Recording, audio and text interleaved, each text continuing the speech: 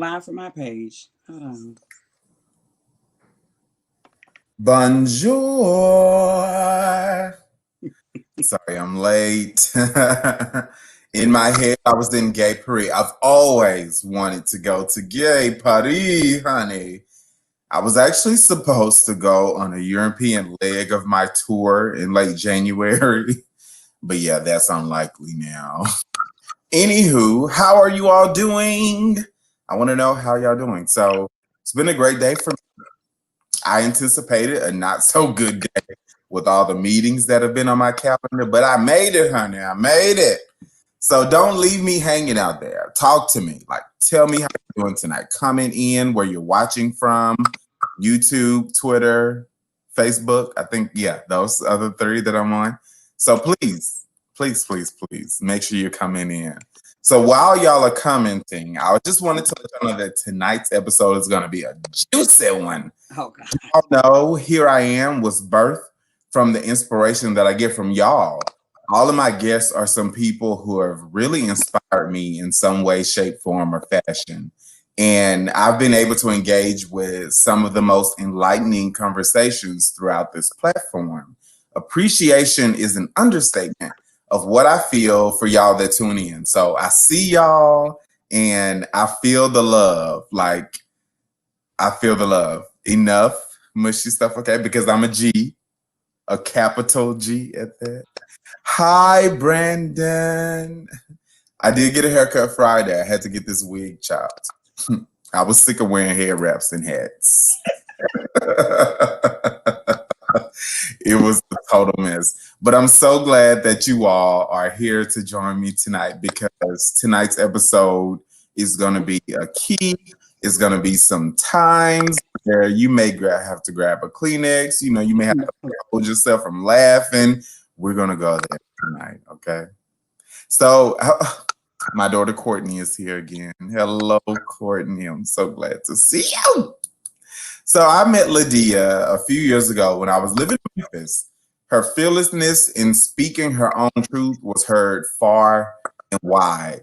You've actually probably seen her face on your TV screen or your phone screens. She's a renowned advocate, a lady of finer womanhood, Memphian / Brooklynite, and my sister in the fight. My guest tonight is none other than the phenomenal Deia Joy. Who you that introduction was not for me. That was somebody else. I was like, who are you talking about? I'm talking about you, honey. No. This is gonna be hilarious. Hilarious. It is going to be great. So how are you tonight? Let's start with Right when I took a sip. All right, we're gonna cheers. We gotta do cheers. Bam. There you go. And clink, clink, clink. Clink, clink, clink. I'm good. This time change is ugly. I ain't got used to it. At 4:30, I'll be ready to get in bed and be like, see y'all tomorrow. But other than that, I can't complain. I won't complain. Yeah. Hey, I won't complain. I definitely want to thank you so much for coming on the Southern Jan. And I have been waiting on this day for so long. Whatever. You got my number in real life. I was waiting for you to think I was cool enough to come be on your show. Nah, I tell people all the time, it is a big deal for me to have like all of these guests that I've had. Because when I say that you have inspired me, even from our time at the Essence event that happened in Memphis. When you had to come, because when Sis Foot was broke, like I was on 1 foot, 1.5 feet. Oh, because I never forget. I said, baby, I was like, somebody come get me. I gotta get out this house. And it was like, I'll come get you. I was like, let's go. Oh. We in that joint. We had a good time. So you have to know that you've been such a huge influence in my life. Like, I've watched you fearlessly tackle such heavy topics, like, and share with the world how you still talk and walk and stand tall, honey. That's undoubtedly why I titled tonight's episode Finer Transparency. You're so extra. But I love it. I'm extra, honey. Right. I love it. I love it. I love it. I love it. So tell me, what really gave you the inspiration to share so much with the world? Well, I tell people I'm the most transparent, private person that you probably will ever meet. So what I share is what I choose to share. You said what gave me courage to do so? Mm-hmm. Um, this is hard work for me. It's Mm-hmm. hard work. I'm a heart-centered person.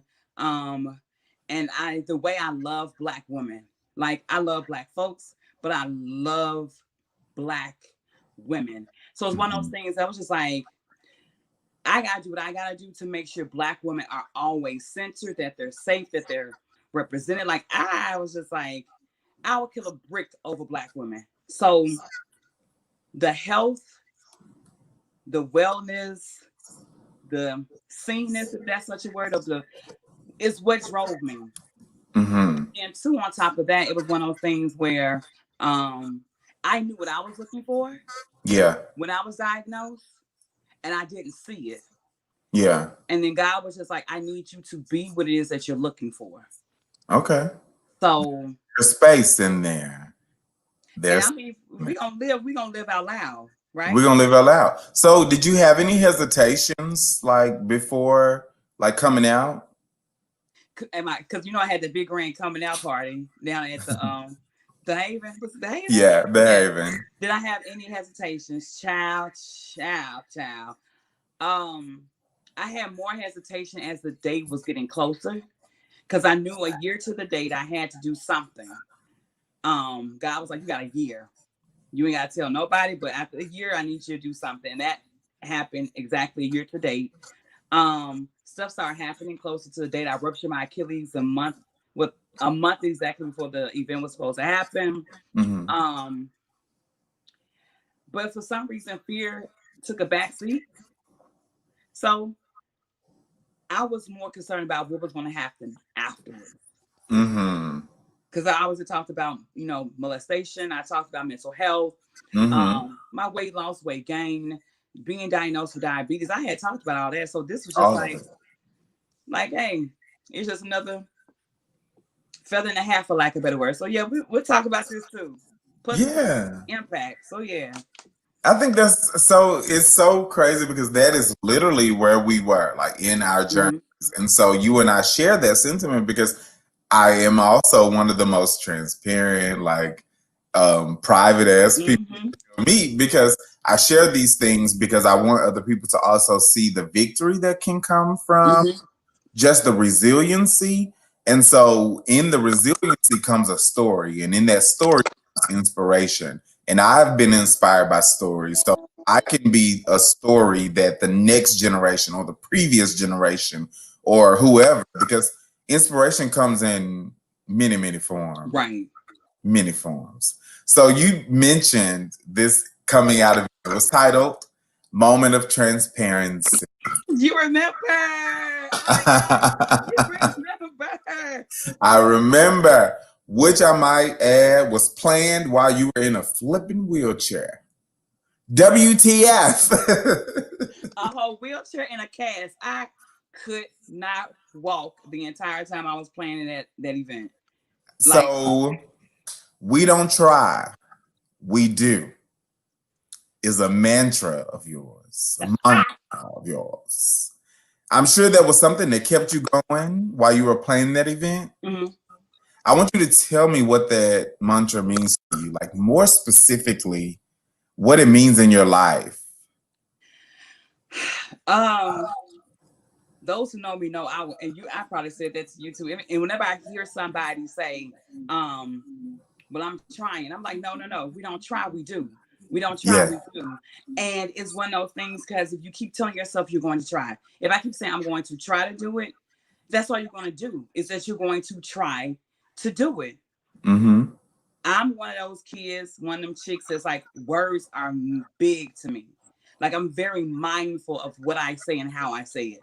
So if I keep saying I'm going to try to do something, that's all I'm ever going to do is just try to do it. Just So try. that try is going to equal an attempt. That try does not equal fruition. That try does not equal creation. That try is just equal to ideation. I thought of something, but I didn't do what was necessary to make it come to fruition. Oh, I feel like I'm preaching. I don't want to do that. But anyway, I'm about to run. but but we don't try, we do is one of those things I have to remind myself. Like, I'm not trying to do anything. I'm doing. Like, I'm trying to lose weight. No, I'm doing to lose weight. I'm trying to Yeah. go back to school. No, I'm doing. Like, I'm telling myself. And in my words, you speak those things that be not as though they were. I ain't trying to go here, but my whole thing is that we try, we do is me speaking those things into fruition. Even if Yeah. I feel like trying on the inside, I am doing to make something happen. I am doing the work. I am in the process. You know what I'm saying? I'm in the vein Yeah. of making this come to fruition. So I had that mind shift like maybe over a decade ago. And Yeah. that's why I get on my friends like, well, I'm trying. No, sis, you ain't trying, you doing. You're doing. So, one thing that I've learned from work, Uh-huh. even from the academic world, are like the structure in action. And so there's the different phases that we go through, the different stages. So there's Mm-hmm. planning and all these other things. And then there's like the last stage is like maintenance and action and things like that. So I've translated these things into my personal life. So when I saw that, we don't try, we do, that really gave me words to really say, like, this is Mm-hmm. actually something that we can just model in our behavior. Mm-hmm. The practice behind that, because you said that it's something that you still work through. So what's the practice behind it? Like, do you Mm-hmm. down? Do you pray about it? Do you what happened? Do I really want to show you my office? Okay. So, Come on, is this a Southern Gen exclusive? so this is how I do a lot of stuff. And Mhm. those who know me know I write on walls. Like, I have my white paper. So, like, how do I get from ideation to creation? I may show you. Will it come up? Which way is it? Nope. Is it this way? Okay, so Oh, I write. That's my wall by my office and by my okay. desk. And then I guess I can. Can I flip the camera? Let me see. And I can't flip the camera, but if you look at my computer, you see my computer? Yeah, yeah, So all that is what I do to like make stuff happen. And I'm not gonna show you the rest of my office because it's a mess. But on this wall by itself is like a sheet of white, we call it white paper, a big sticky notes here. yeah, Two more over there. Is one on the back door, is one over here. And I have to see it because and my vision board is right here. yeah. I have to see it before I see it. I mean, Mm-hmm. I'm still a church girl at heart. I'm, like saying, stay safe, I feel the Holy Ghost, woo. But but some of those principles outside that, as you pick apart Christianity, but some of those remaining principles, like you have to see it before you see it, and then once Exactly. you see it, you have to hold it. But if I'm not writing anything out, if I'm not holding nothing in, like, your gut, your belly, that the soul is the seat of your emotion, but I got to Uh-huh. hold it somewhere. But if I'm I not got you. making anything, if I'm not writing anything out and it's just up here, like in my head, I don't see it with my, if we're going to get deep, your third eye, if I ain't Third writing, eye. right, if we don't see it here, I don't have it here, and I'm not holding it anywhere, there's nothing that's going to come to fruition. So you No, have that's my process. You think it, I you think see it, that's write it out, and I gotta hold it. you gotta hold it. And for me, it's a constant reminder, and it holds me accountable because Mm-hmm. a lot of stuff. I have a few affirmations in my bathroom. I said Mm-hmm. last week, but I used to be a sticky note queen, like sticky notes everywhere. Everywhere. Started painting canvases because then I was like, now let me tap into my artistic side. Mm-hmm. But I still have to write stuff down. Like our conversation for the pre-production show, You wrote it down, right? wrote it Yeah. down So many notebooks because on the desk. they don't know. And so when you see it, because a lot of people are visual learners, Mm-hmm. and when you're a visual learner, it helps you in your sense of like, I got to see what it's a reminder. And when you write it, it's making it plain, like they say in church. Uh-huh. You making it plain. And at that point, it's not just a thought, like it's ideation. It's more so of like, what can I do to get to this outcome? Mm-hmm. Love it. I didn't think we was gonna go out here today. I was like, we went real deep. It's a collection plate time. We pass it off for plate. Pass the play, pass the cash out. So we're gonna jump into something else that we're gonna like. We're not gonna spend too much time on, but it's definitely something that is so important to both of us. What's that? World AIDS Day is next week, and I don't want to spend the entire episode on this, but we're both advocates. Right. And I know that it's important for us to educate, involve, and mobilize our respective communities. As a Black woman living with HIV, where do you think the HIV community misses the mark in involving Black women? You went there. Hey. Because this is like the bane of my existence. Where do we miss the mark in involving? Involving. Outside the work. I mean, in every aspect. In every aspect. Every aspect. In my most humblest opinion. Okay. I feel like we are seen as those who are good enough to do the work, but not good enough to benefit from the outputs or the outcomes of our work. Meaning, I feel like they miss us by not letting us, those, especially those who have been diagnosed and are living and thriving with this diagnosis, they don't give us the opportunity or the beat to kind of reap the benefits of our work. Mm-hmm. Like if I'm an advocate for, because, a lot of us do fight real hard with the LGBTQ community, the trans community, we pushing stuff through, and what we need sometimes is just a moment to reap those benefits for us. Mm-hmm. Like when it comes, and if I could be transparent, when it comes to grants, there are a lot of grants written to fund just the work for Black women. Mm-hmm. The things that Black women need when it comes to the intersection of HIV awareness, prevention, and education. Right. You have to speak to Black women differently. It's just something about it. We don't say trans. We are trans. We hold purse strings. They monitor how we spend money, but very little of that is seen and correlated over into how do we reach Black women effectively and efficiently to where they can hear and receive the messaging. So if I can, this is all about transparency. And it's the Southern Gent. It's my show. My problem with the lack of involvement with Black women is very similar to like the fact that we're still continuing with trans women that are living with HIV. For Black women, there is a certain persona that the HIV community has given Black women living with. I ain't want to say that, but you gonna say it. And so once you are diagnosed, I've seen the gamut, and I've been there with some of the many different backgrounds of women. And so I think when we work in the community, the persona that people want to give Black women, it varies, but it's not always in it's not individualist mindset. It's normally one of a few ways, and those mindsets normally come from some type of drug use, some type of like sex work, or some type of what they respect in the community is always education, blah blah blah. But there are so many educated Black women that are living with HIV. There are so many women that are not in this mold. And I think that's where it's literally screwed up. Because they treat us like a monolith. And me, how I show up.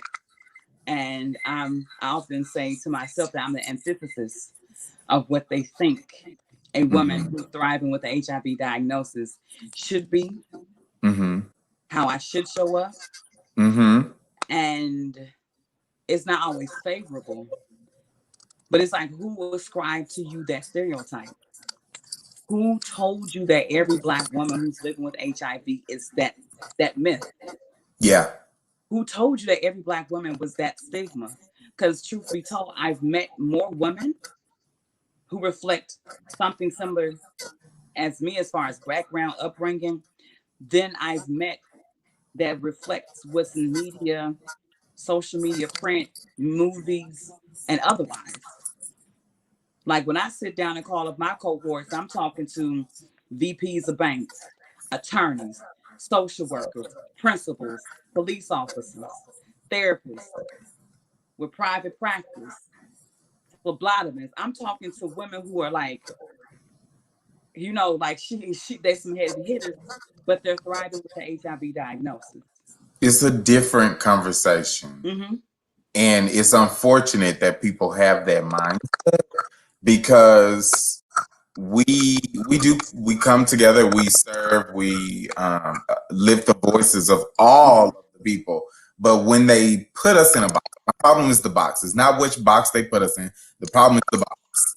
So Period. how do we get rid of the box? Like, tell me, how do we get rid of the box, especially for Black women? Shit, Eddie, how do we get rid of the box?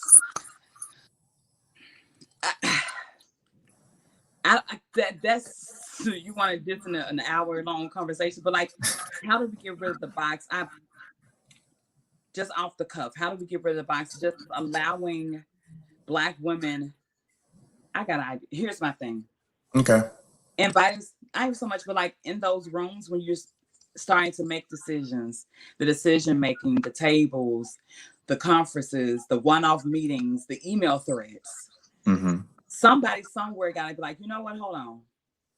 Black women aren't represented in this. I don't know who that someone has to be, but it's almost like it's when we talk about white privilege. And in order for white people to fully understand, they have to first acknowledge their privilege. Mm-hmm. So those people in power, because HIV is hella political. We don't like to say it, but it's politicky as hell. It's politicking. Yeah. Somebody, somewhere at that table got to be like, hold on. First, I think they need to recognize that Black women are the second most vulnerable population of people contracting HIV every single day behind gay men. And when I say gay men, I mean all gay men, Black women. How can that continue to be if we're the only group of women who rank that high up in HIV transmissions? I think even in Memphis, white women make up 1%. It's across, Very small percentage. it's like less than 5% across the nation. Yeah. But if you rank all gay men, the first group of women who follow that are Black women. Right. That's the problem. That's the issue. But no one's paying attention to it. How Right. do we get them to pay attention to it? Is we can make as much noise as we can here on this level. Those who us can amplify those voices that are not heard. But it's gotta be somebody up there to say, hey, hold on. Like if somebody like us get in a room, you gotta hold the door open. You have to. You have to. And I think for like you said, the HIV community is political. And in the sense of that welcoming place, the voice that really started the HIV community was loud. It was filled with protests, filled with all of these things. But when we come to the table as disparaged communities, like still as like the thing that I'm really trying to get us to focus on in my realm is to, let's not be clumped in a group, because you have to speak to Black people in a separate way that you have to speak to anybody else. So how do we separate and navigate that message? Because we don't need more silos. That's what we don't need. But we need involvement of more people. And the angry Black woman is always the thing that people want to say. And it may not be in those exact words, but it may be something packaged real nice. But a pig in lipstick is still a pig. So you can try to package it up pretty to me. You can say maybe she's very passionate. Okay, thank you for that. I know what you mean. Mm-hmm. We need that passion. My anger is justified. I'm righteously indignant to be angry. Like I'm not angry for nothing. Not angry for nothing. Understand why I'm angry. Please. And then move and fix. So there's so much that we can talk about on this. But what is the message that you like to get out there to other living with HIV? Black women living with HIV. Sheesh, first and foremost, baby, take the cape off. Take that cape off. Baby, if you're living with HIV, it's okay to center yourself. I know life, people, parents, friends, family call us selfish when we take a beat to pay attention to ourselves, but baby, that's called being self-full. And I say this until I'm blue in the face. I cannot be any good to anybody else until I'm first good to myself. We Mm-hmm. are not meant to pour from an empty cup. We are not even meant to pour from a full cup. Once you fill yourself up, that's for you. Everything else that overflows is for everybody else. So if you ain't full and you pouring out, you're like, oh, I'm full now, sis. Fill yourself up, put a cap on it, and then when people start to pour into you, what overflows is for everybody else. And you have to Mm. take their mindset, especially after being diagnosed with HIV, especially thriving with the HIV diagnosis. This shit is hard. I'm not finna cry on your show. I'm not gonna cry on the Because side. I felt it when I said that. because it But is hard. it's But hard. please. And navigating this space as a Black woman is hard as hell. Because even with this big old bag or whatever on my shoulder that I'm carrying, you want me to carry mama, sister, auntie, children, job, the way of the world, community, family. And sis, this bag right here that's on this shoulder called HIV ain't going nowhere. So you got to lighten the load on the other side. So that's my message. It's not, something deep and profound, but it's like take a moment to center yourself in this experience. And don't be afraid to use your voice, exercise your self efficacy, exercise your right to just speak and have advocacy over your own body. You know what I'm saying? So if you're living with HIV and you're a Black woman, baby, like I said again, take the cape off, do what's necessary for you before you do what's necessary for anybody else. And don't be afraid to open your mouth and say, hey, I need help. Even if it's something simple like, hey, nope, I'm tired. I'm tired. Can you bring me something to eat? I'm tired. Can you come help me clean my room? I'm tired. Because this type of tired over here. And this is a different type of tired. It's a different type of tired. Not only is it physically Right? tiring, it's emotionally tiring, it's mentally tiring. It just takes, it can take over your whole existence. It really can. But I think you have given a really wonderful example of someone who has shown fortitude to really move forward after a diagnosis, because I've had so many like cisgender Black female friends who have passed, and it really has broken my heart because these women were supposed to be the strong ones, the bad ones. So when you say take off the cape, that's acknowledging that I'm tired, that I don't have all the answers. I have to depend on someone. So that beautiful message. You said it wasn't profound, but it was more than profound. So we have a question from Kimberly. It says, what is your message for Black women who have not been diagnosed but want to help? How can we support you? Who? Um, Simple ain't always easy, but it's gonna be real simple in my mind because of where we are now.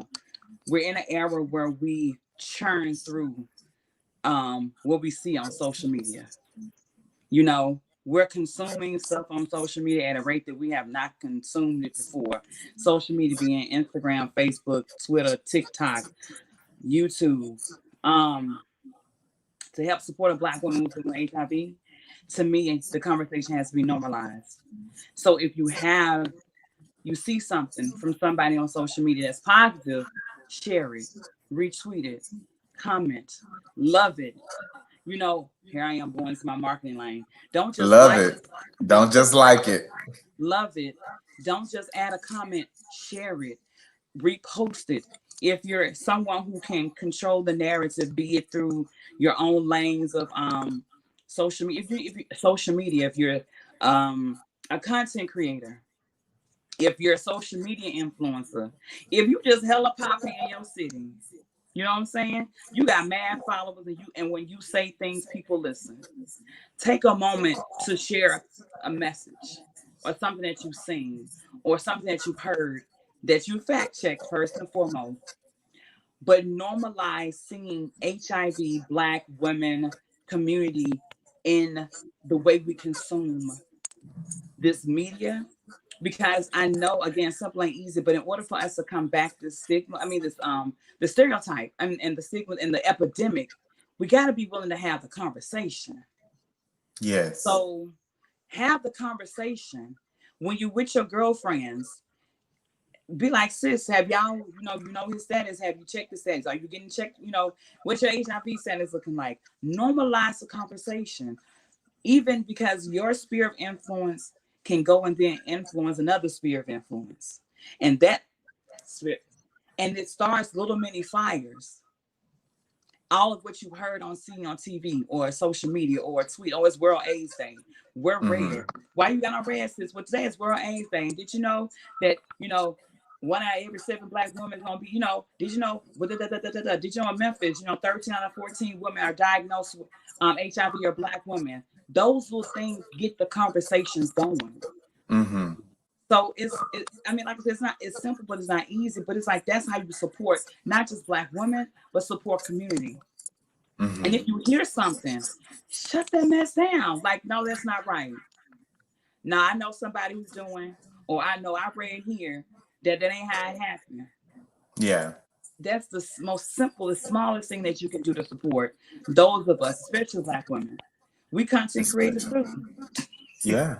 And it happens. And so that's Right. a really good point because that was my thing, is always thinking about, like, because I see stuff all the time that may be, false or maybe a myth. And I'm just like, I'm not going to let that happen. Or if somebody says something in person, yeah, no, that is a myth.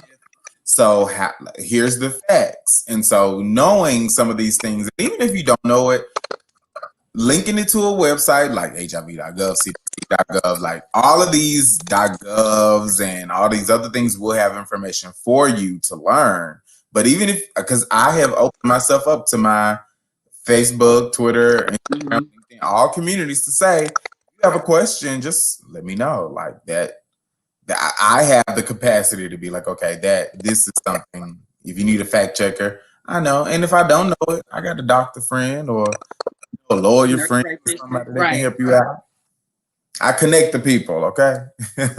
Right. Universal message that I try to put out for people living with HIV is to take care of yourself, just like you said, your whole self. Of course, go to the doctor, take your meds, but also take the proper precautions to empower your mind, your heart, and the rest of your body, because all of this matters in order to thrive with HIV. Correct. Another message that I try to model to everybody is a work-life balance. The overworking mindset should not be the norm. Uh-uh. We also talked about being there when I'm there, but totally not there when I'm not there.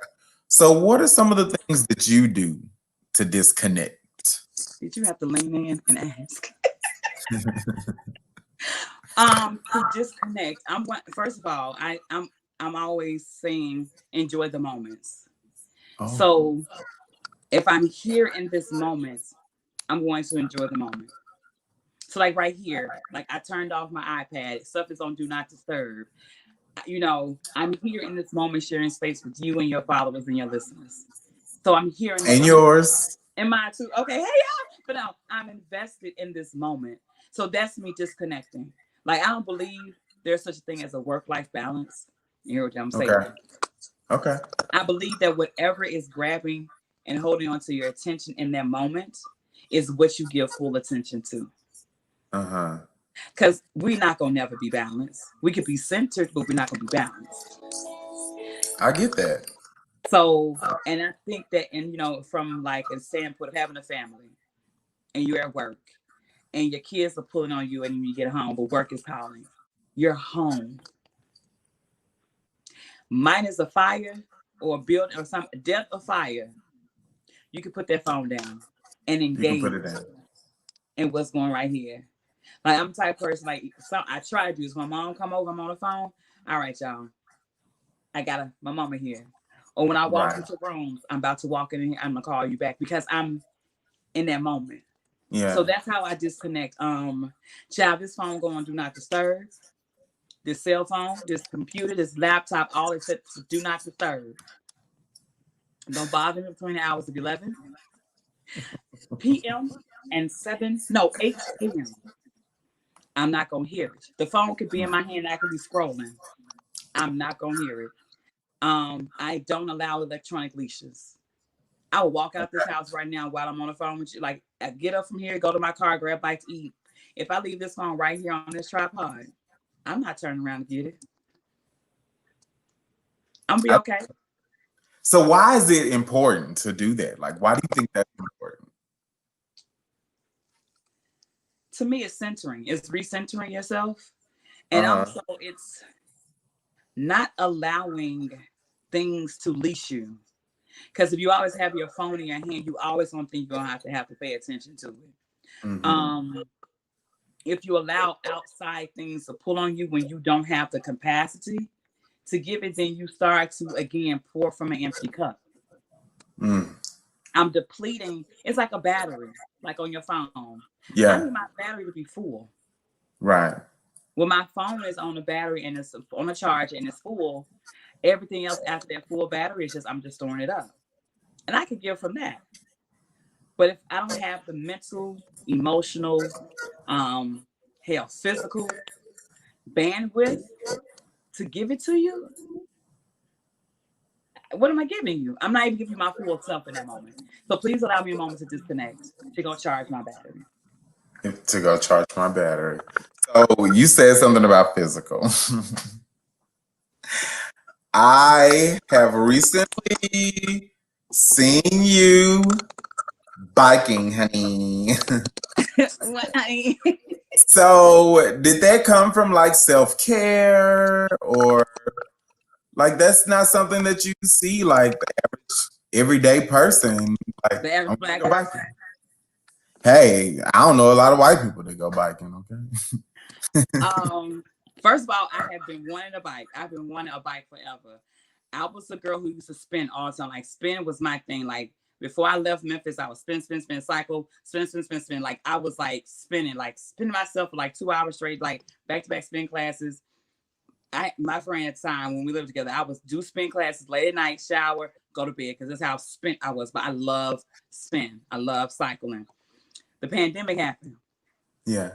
and I was like, I really, really want a bike. Then I got a truck. I was like, whoo, I got something to put the bike in. Rack it So, up. right, got a little rack. I could. And then I have been following like different cycling groups. I was like, wait, this is taking off. Let me go get a bike. Okay. And when I say what it did for me, it helped me find my cardio groove because something folks don't talk about is weight gain, Black women, HIV meds. That's the babe, because again, centering Black women. But anyway, and I was like, I need to find a way to get this weight off of me, but I need to find it in such a way that I enjoy it. Running, I Enjoying mean, it. yeah, I can run. I don't like running, but I can run. Um, Walking, you see, you can't.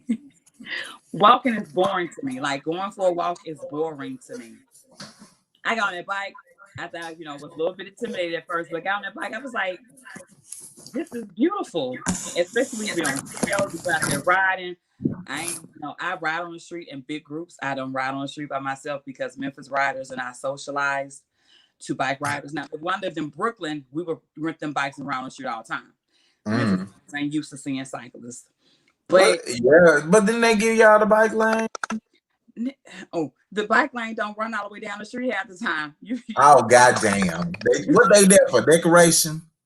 You ride it, you be like. Then now after the bike lane takes up, it runs out, you gotta take the lane. So you in lane with traffic, and niggas gonna nag. So yeah, child. So you stick to the rivers and lakes that you used to, the trails. But but cycling has helped. Like I haven't ridden by myself, but like riding in small groups, even then you still zone out. You see nature. You get to see parts of, especially down here when we go over the river and stuff, like you get to see stuff that you'll never see with your car. Because you're on trails and you seeing trees, and we ride through Shelby Farms and you see whole farm, family of deer just galloping through. Like, did that deer just run by? It did. Keep riding. So it's those type of things. And it's got me back outside. During the pandemic, I realized I missed outside. I started grounding a lot, going outside, put my feet barefooted, reconnecting. I started gardening, plants again. And so being outside in that manner to get cardio, have fun, and, lose a little weight, get a little slim, get a little slim. But it's awesome. And then I wanted to find something that had longevity. I don't have to worry about my joints. It's people out there riding that's like 72, older Black women who are like 60, 70 years old who are dusting our young behinds. Like they doing 18, 19, 20 miles per hour. Gone. Shoot. Yes, sir. And they ride like 50, 60 miles in a weekend. In one day, excuse me. So, right. But to see them at that age and the sustainability of it, I was like, you know what? I'm going to keep this up. So that's my story with cycling. I'm sticking to it. It's an expensive habit to have, child. I need to find a sugar daddy, a splinter daddy that's going to support me in all things cycling. So you out there. Look, please Splenda daddies, Stevia daddies, whoever. Holla at us. Just a little sugar light, okay? I'll even take the Kroger brand. At this point. It's spinning, okay? At this point, I've been on clearance so long, Lydia. This is a perfect time. Oh God, what you finna ask? To play In the Hot Seat with Eddie. I didn't got hot. It may be the Jack Daniels, but I ain't got hot. Oh, we're both drinking Jack Daniels. Jack Daniels and ginger. So we're gonna play 7 rounds of an either or option. You ain't got to explain anything. It'll just be rapid fire. And after the round, if there's anything that you want to explain, I'm down for a little extra. You said down for a little extra tea. I can't prove it. Okay, you ready? No. No, not. Okay, first one. Coffee or tea? Tea. Stevie Wonder or Marvin Gaye? Marvin Gaye. Riding or doggy style?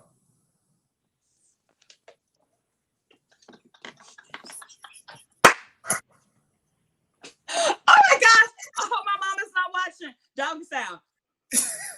First date, activity or dinner? Activity. Rich man that cheats or broke man that's loyal? Rich man that cheats. Stuffing or dressing? You didn't think I was gonna say that, did you? Stuffing, dressing. Send a Kiki video or do it on FaceTime? FaceTime. Boom. You got me with the rich man. I know I completely threw you off with the rich man that cheats. Because I was like, give me the. I'm marrying from. Never mind, we ain't gonna go into that. That was fun, Lydia. You got it. I always feel the need to move on to dating after playing this for some reason. Is that okay? Because you're messing. Yeah, I get the story. Oh, God. What's the question, Eddie? So let's spend a little bit of time here. I've been wondering if it's the same on your end of the spectrum, because I know It has to be hard because you're straight, and straight men are practically invisible in the HIV conversation. So, like the LGBTQ community is practically inundated with HIV information, but there's still tons of stigma in dating with Right. HIV. So, have you found it challenging navigating dating? Oh, you finna get the tea. You want all the tea. Oh You gosh. know, you can give us the PC. You know, No, I you marketing trained, honey. because I just have to put on the voice. No, do I find it hard navigating dating as someone who's been diagnosed with HIV? Um, As a black as a woman, black we woman, going a cisgender, heterosexual black woman dating with an HIV diagnosis. No, I have not. At first, it was a little rocky. But then, I had to tap back into my goddess energy and my Ooh, femininity. I rest there. That's where my power is. okay, And HIV is it's just a diagnosis. It's an and. It's not a but. okay. So I disclose and I let the chips, when it comes up in disclosure. That's why I made that post. I was like, if you see me out with your daddy, your uncle, your older brother, your frat brother, your pastor, stay out my business.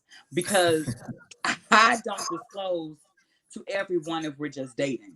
We're just No, dating. That's none of your business. If I'm not having sex with you, if I'm not intimate with you, if I'm not even thinking about getting intimate with you, that's none of your business. And the way I got to this point was because Kelly Davis over at Mercy Counseling, baby, hands down, one of the best counselors ever.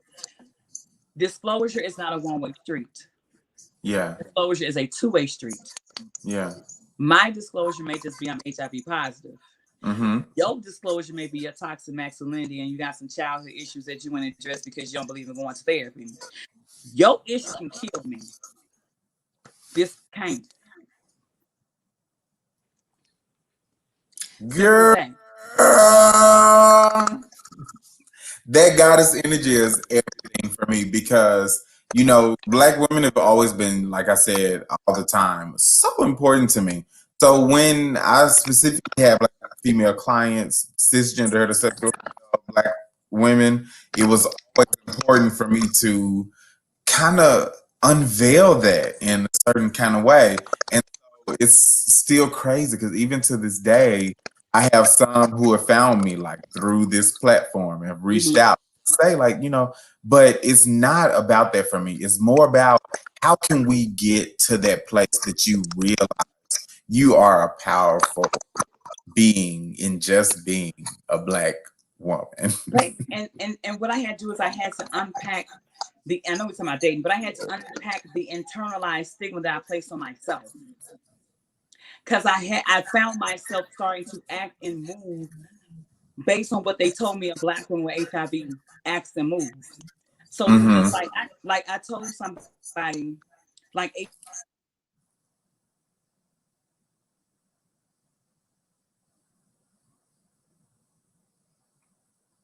I don't have a little beeping happy with section. my friend. We're back. We're back.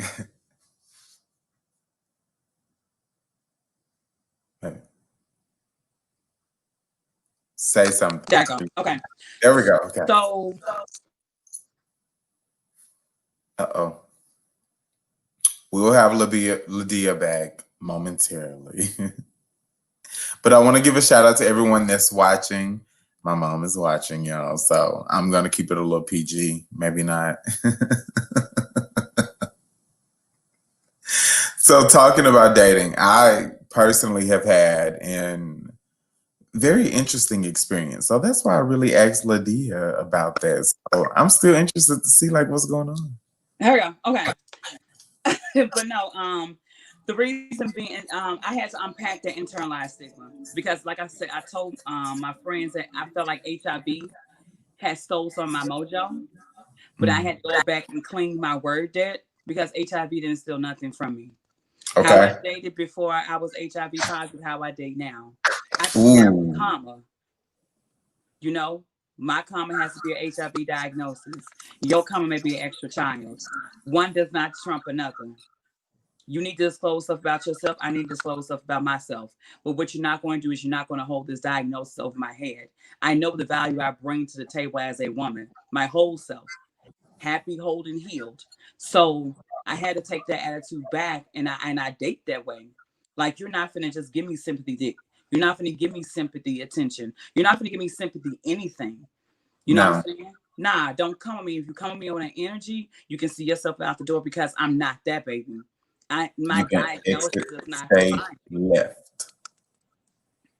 That's I what I think got. it's so amazing because it took me a long time to get to that place. And even from here working in the field for eight, about 8 years or so, Mm-hmm. still had that same like mentality of like, oh my gosh, like I'm damaged goods. And that was internal stigma. Mm-hmm. And it took a lot of work to really get from that place of like, there was a time I even wanted like a toxic symbol, like tattoo, because I was like, Oh mm. no, I'm so glad we didn't have to rebuke that. I you know what happened? My ex that was a pastor, his ass came Uh-huh. like, we ain't doing it. And I was like, okay. Chill out. But that's a whole nother story, another episode. I'll get into that later. First gentleman tea. So tell me, Okay. we have not talked about like, on the pre-production call, we talked about a man of certain stature, and you mentioned, a rich man. So what are some other qualities that you look for in a gentleman suitor? I cannot fool with you. I did not say rich. I probably said well off, wealthy. Well, in the hot seat with Eddie. You said rich man who cheat or broke man who's faithful. Those are my two choices. That's who I chose. But I like, okay, since we're here, we all about, being transparent. I'm attracted to power and money. I don't know what woman is not, but power, money, influencing. Okay. That shows differently for different people, but that's what I'm attracted to. I like height. I like my brothers with color. Like, I love a black man, but the blacker you are on that spectrum, how you slide the scale, the more my mind gonna be like, hey, you did. You Yeah. know that song by City Girls? What's the top? Yes, that's on my God is That's affirmation me list. though. I'm not saying that for you. That's me. I'm owning that. So people won't be like, Lydia said. No, I said that. No, that song is on my God is energy playlist. Okay, man. Okay, so get into it. But other than that, I don't like mean men. I don't like men who are mean. I like generous men. I like patient men. Um, what other qualities? I need you to be tall. Like, I don't need you to be tall. I've dated men who are tall, who are shorter than me. I, you know, my heart beats when you like you 6'4", 6'2", 6'3", 6'4". And for the folks who don't know how tall I am, I'm almost 5'10". So when I put on heels, I am 6'1". So that's why I like men who are taller. And this may sound weird at this, like, I like a brother. You better be telling me all my business. But like, big old broad brother, like big neck, thick, broad shoulders, big back, but like who can rock Tim's, a Yankee fitted, and some dark denim jeans, but also know how to put on a suit, some fresh hard bottoms, you know. So the guy, that knows how to work his way through both of them. But yeah, that's on the attributes on the outside. But I like a man with quiet strength, not with a whole bunch of bravado. The quiet one that's in the back, while everybody else popping stuff in the club, and they standing on, tables, this and third. I'm like, who would have one over in the corner who ain't saying nothing? I'm gonna go over there. I'll see y'all later. I'll be back. So, speaking of y'all, like I leave my friends all the time, but somehow them hoes always be popping up when I'm trying to match.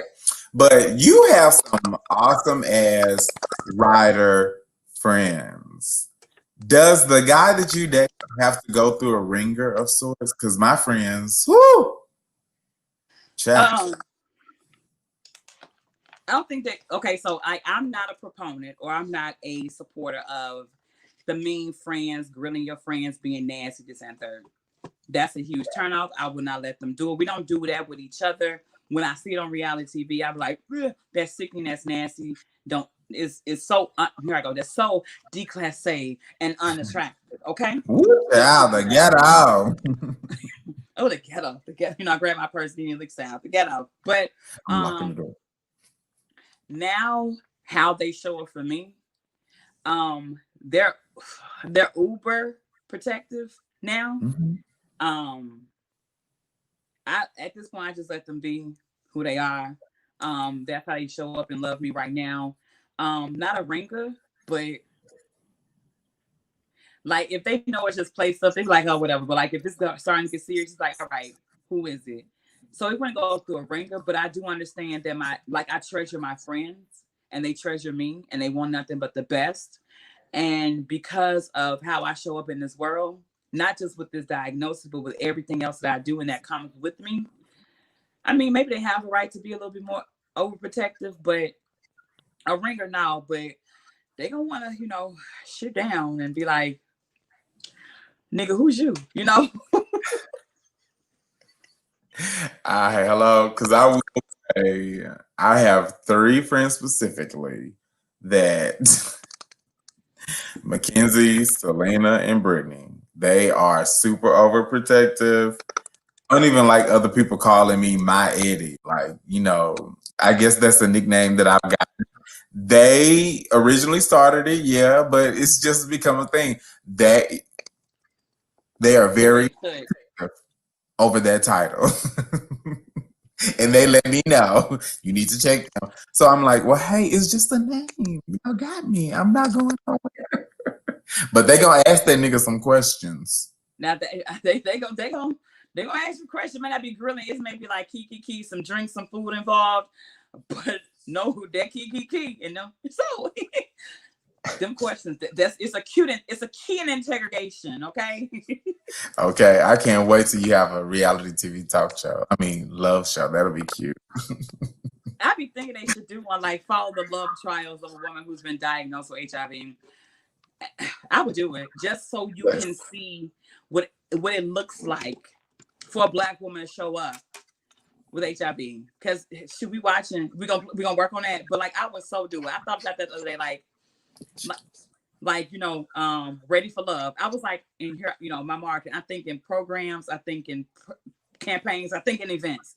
I was like, what if I was on Last Resort, Ready to Love, and because all that's controlled anyway. Yeah, yeah. So you put me on there as the only one who's HIV positive. Then you get there, you be like, someone here is HIV positive, and then you have, yeah, I can't in my head, right, and but it's narrated, and I'll get cut halfway through, and some people want me to stay and some people want me to go, but it's like, see, this is what black women who HIV look like, and this is how we love, and this is how we show up, and we're not the stereotypes, we're not the myths. Thank you all so much for loving me and allowing me to be a part of this program. Thank you so much for whoever for allowing me to be a part. Thank you for showing black women with HIV in a different light. I know I went real dramatic, but that's out of my head. That's why I love. So I'll be ready to go down there. I'll be like, let's pitch this. She has the perfect script. She has the play. She got who's gonna be 10th, 9th, 8th. We're gonna run her executive producer credits too. Thank you. Give me creative director and EP. Thank you so much. Okay. So I'm not gonna dig no more personally. Okay. Let's get some of the stuff that you're doing. So myself, I'm doing. What you working on? Like, what exclusive can you drop to the Anybody viewers? got no exclusive, child? This supposed to be your day. It's like I'm really doing something, child. I'm just Deia. I am. This was the year that I was going to launch my nonprofit, the Positive Experience. Hey, that's the logo. I'm Round of proud. applause. I'm proud of it. Right. You can follow us on Instagram, Facebook, Twitter at the Positive Experience org. I'm excited about that. The name came to me because basically getting diagnosed is an experience, but we want to make sure that's positive experience as possible. And just making sure that we provide support to women who've been diagnosed in hopes to reduce isolation and to eradicate stereotypes. Yeah. And then also frontward public facing to again address the stereotypes, address the stigmas, but also raise awareness and prevention methods about Black women, HIV positive and negative, about what they can do to safeguard themselves, for that lack of better words, and to make sure they're having the most healthiest sexual experiences, period. So that's what I've been working on. You know that takes work, writing for grants and a third. So child, that's what I've been working on. Program initiatives, right? Fleshing all that out. So that's what I've been working on with that. And then I dropped another t-shirt that's called Die Empty. Die empty. You know, I was gonna ask next if you weren't gonna mention that. And it's on my website, positivelydeia.com, and then it's under the shop, Die Empty. I've been waiting, child. COVID is a hater. T-shirts are out. So if y'all ordered the shirt and y'all watching, I just got the shirts. They go in the mail this week. Yay! But I got this Die Empty idea is that, you know, again, being church girl, when I meet God, when I go to heaven, when I meet my maker, I don't want to have anything left in me that I could have given this world. Oh. So, because I've heard this said before, and I do this every time I wake up. When I breathe in the morning, I wake up, that means I still got purpose here. Purpose. So when I wake up and I take a breath, that's purpose. So what am I doing to be purposeful with my purpose on this day? And if I'm not expending for my purpose every single day, I'm taking stuff with me that was probably meant, not even probably that was meant for somebody else. Yeah. So let me do what it is to do to make sure that when I pass away, when I transition, I am empty.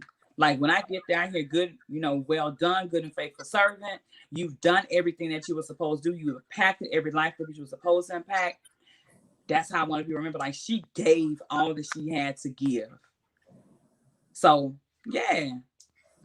Because you try to do it again. Wait a minute, don't be over there crying, Eddie. You know what? The purpose just means so much, and it's so like awesome. The meaning behind the shirt. I'm gonna have to give me one, okay? Okay. I'm gonna start. Like I'm going straight to the website. I want you to post, like, even if you do it on Facebook, post like all of the, I'll copy and paste it onto the others, so that way you don't have to go through and do all that. I'll to do it. Thank you so much. So right now, I want you to tell people where they can find you. Like, if you need, well, you can find me. You can find me at positively_Deia, DEIA. That's on Facebook, Instagram, Twitter, YouTube. We coming back with more content, you know, at the top of the year because child 2020 ran us all real low. And I was trying to create, and I was just like, I see y'all in 2021. But positively_Deia, Instagram, Twitter, Facebook, YouTube, TikTok. I'm about to start TikToking. Right. I'm catching up with y'all young folks, but yeah, so we going. So yeah, just playing around with that. And positivelydeia.com is my web address. If you send an email there, I promise you it's me that's answering. I get it. I respond. And I'd like to tell people my inbox is always open because I know heterosexual men and women, especially Black folks, they reach out, they have questions. I'm open to answer. Like you said, if you have a question, if you're unsure, you got concerns, you don't know what to do, you know, when I've had that bandwidth, I promise you I'll expend it and I will let you know because we don't do enough in our community to talk about education, prevention, awareness. So I don't have no issue doing it, but that's where you can find me. If you ever see me in public speak, I promise y'all, I'm just a regular, schmegular, brown skinned girl who was born in South Memphis and raised in Whitehaven, who now lives in Orange Mound. Child cheese. Say hello. My name is Deia. And say, hey. I had a girl stop me in Trader Joe's. I was like, oh my gosh, And she was I like, think "Are that's you?" so It was. I was like, beautiful. "Oh my gosh, you Deia." I was like, "Who's asking?" But no, but no.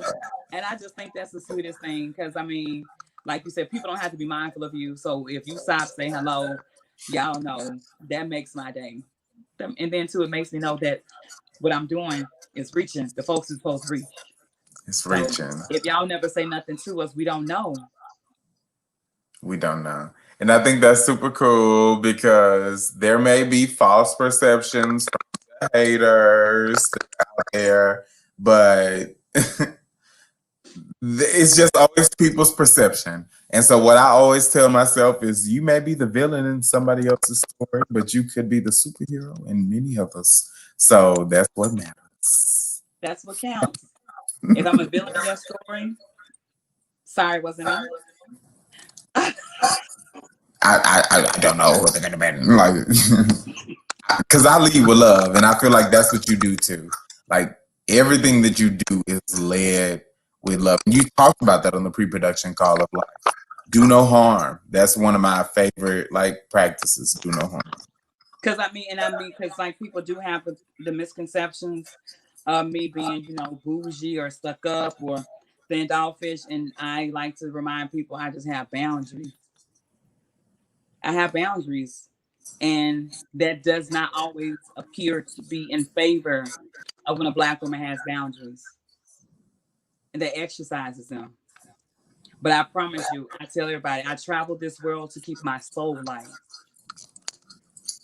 Ooh, that gave me a chill, but I travel to keep my soul light. And when I meet people, I never want you to have, and this is something I say to my other people too. I never want someone to have to go do emotional work after I've engaged with you. Oh yes. Be it a minute, an hour, a day, a month, a year, a lifetime. Once we released each other, I don't want you to have to go do emotional work because I know what it's like to have to constantly do emotional work after you've engaged with somebody. So I'd be damned if I did that to somebody else. Mm. So I try to keep my soul like, mm-mm. That is perfect. That Lydia, you are a true gem, and it has been a super delight to have you on the Southern Gem. Thank you, thank you, thank you, thank you, thank you. I mean, it's over. I mean, all of these nuggets, I'm gonna be tweeting some of this stuff. So Just make sure you at me to make sure I get my 15%. okay, sis, I love you I so love you so too. much. We I got some love you, tea that we can't announce yet, but Lydia knows. baby. They gonna gag. The folks are going to gag. Yes. But outside of that, thank you, Eddie. Thank I y'all for love being you. here and spending this last hour and 7 minutes and 52 seconds with us. Thank y'all so much. Because again, you don't have to be mindful, but y'all showed up. So thank you, thank you, thank you. I pray this is what you wanted, Eddie. And I pray that the people who have tuned in, that you walked away with something. Hopefully, if you didn't know what a Black woman living with HIV looked like, they look like anybody, but at least if nothing else, I could have made an imprint and made an impact through my time with you tonight. So thank you so much for sharing space with me. Thank y'all for sharing space with us tonight. Yes, I love you, Lydia. Love you too. OMG. Like tonight's episode was super spectacular. I know y'all enjoyed it because my phone is blowing up over here. I can't even see it. But I super enjoy Lydia and she's just awesome. If you want to be a guest on the show, do you have an event coming up or an album dropping? You just want to shoot the shit with me? I don't know. Well, hit me up. I go by Eddie at gmail.com. Drop me a private message. I'm easy to find. Eddie Weddy on Facebook, Eddie W Live on Twitter and Instagram. Don't forget to subscribe to my YouTube, EdWally06. I'll try to catch y'all next week. And as we talked about earlier, it's World AIDS Day next week. So please look for some events that are going on in your area, some events that are going on virtually. I'm participating in like 4 events. And it's really to help spread the awareness of HIV and AIDS and commemorate the lives that we've lost and to celebrate the lives of those of us still living in the world. So I'll be on a few panels, I'll be on a few videos, all types of things. So I hope to have some guests next week, but they're busy too. So we'll play it by ear. You never know. I want you all to have a flipping awesome night. I've super enjoyed this. Ciao.